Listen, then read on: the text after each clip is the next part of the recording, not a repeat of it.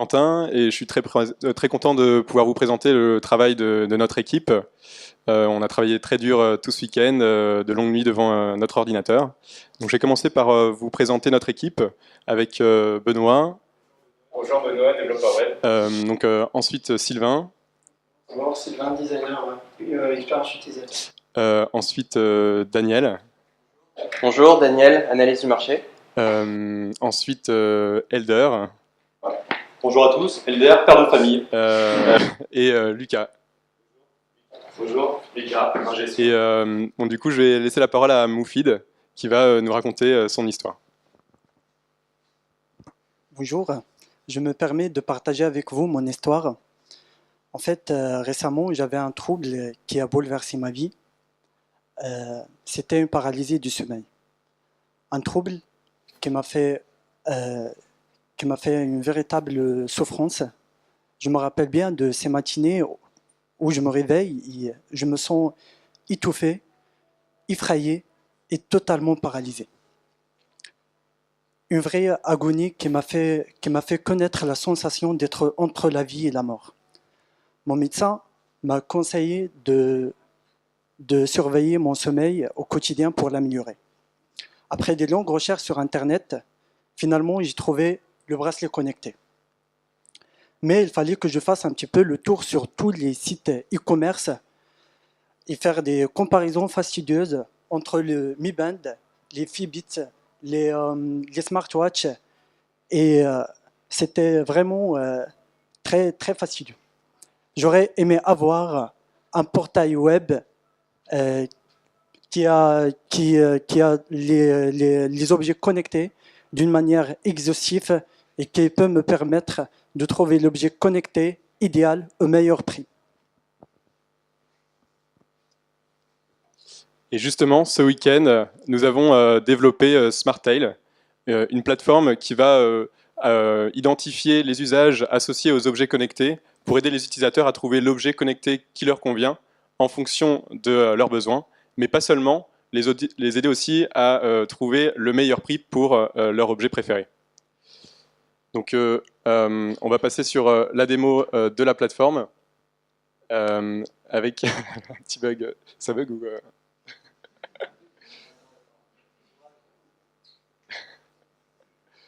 Bon, c'est bon. Alors du coup, je vais vous présenter. Donc, on a référencé tous les usages associés aux objets connectés. Et donc, comme vous pouvez le voir, c'est très divers. Ça va de rester en forme ou contrôler la sécurité de sa maison, ou bien économiser de l'argent, s'occuper de ses animaux, ou même comme Elder, s'occuper de ses enfants. Et donc, moi, je vais vous présenter la partie rester en forme parce que je pense qu'elle s'adresse à pas mal de gens. moi compris. Et donc voilà, on a une liste de produits qui va nous aider à rester en forme. Donc j'ai un budget de 50 $, 50 euros. Donc je vais me diriger vers le bracelet Bowflex par exemple. Et sur ce produit, sur cette page produit, je vais pouvoir comprendre quelles sont les fonctionnalités du produit, le découvrir au travers de la vidéo du fabricant. Et s'il m'intéresse, je peux regarder quels sont les distributeurs qui le vendent et du coup trouver le meilleur prix pour cet objet. Voilà. Donc là, on remarque que j'ai une petite réduction de 20 $ par rapport au prix officiellement annoncé. On va revenir sur la présentation.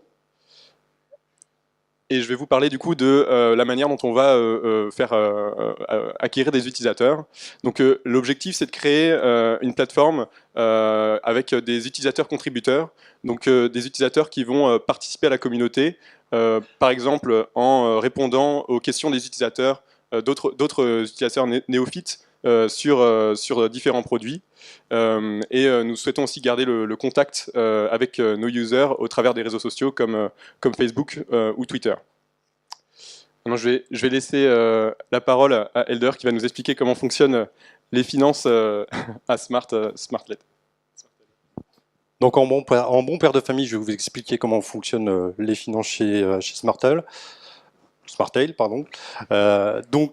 On va travailler sur des revenus concernant l'affiliation sur l'ensemble des e-commerçants sur lesquels on va pouvoir travailler.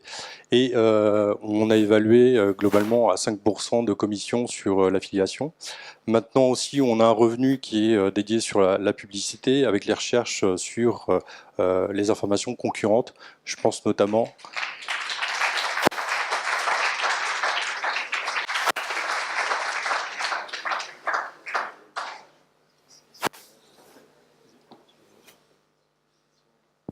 Si vous avez des questions. Oui, comment ça se passe finalement par rapport aux concurrents et puis le fait que vous vous greffiez encore là où il y a déjà peut-être pas mal d'intermédiaires dans les achats, enfin des centrales d'achat comme Amazon vous montriez, est-ce que ça veut dire que finalement derrière on va payer un peu plus cher la technologie?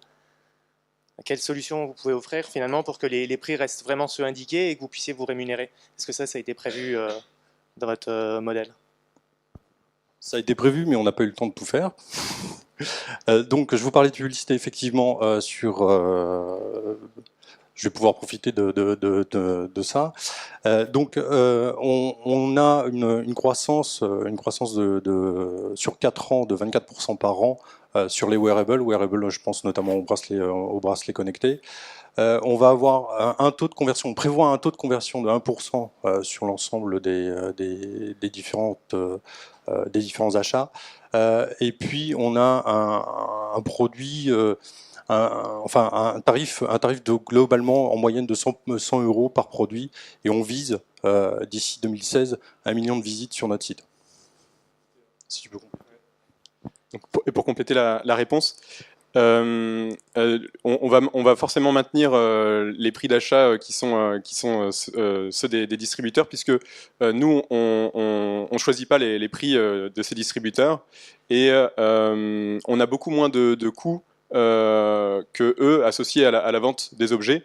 Nos coûts fixes sont simplement le maintien de cette plateforme, et donc il y a un travail initial, un investissement initial important, mais ensuite on a des coûts qui sont quand même très faibles comparés à nos concurrents. Et puis c'est comme ça que le business du e-commerce et de